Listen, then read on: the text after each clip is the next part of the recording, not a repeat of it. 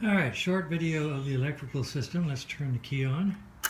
There, at that point, no smoke. That's always a good thing. If we leave the key on and press the brake, oh, we have a brake light.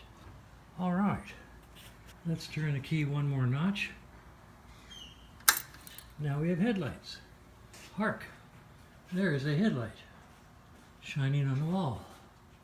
And the switch up here that I added is your high beam, low beam. And you can watch it switch on the wall from high beam to low beam. And the indicator light on the headlight works.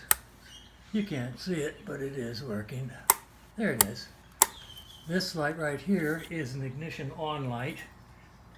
There, now it's off. Now it's on. And what else? So spark. I don't think you'll be able to see this, but I'll walk around here and kick the motor over and you may be able to see a spark. Let's just hold that there.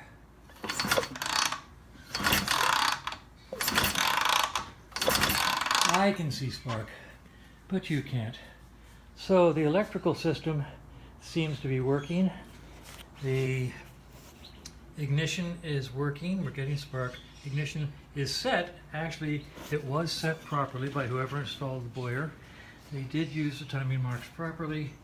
And so basically, I'll put some oil lines on it. I'll double check the carburetors and try to kickstart it.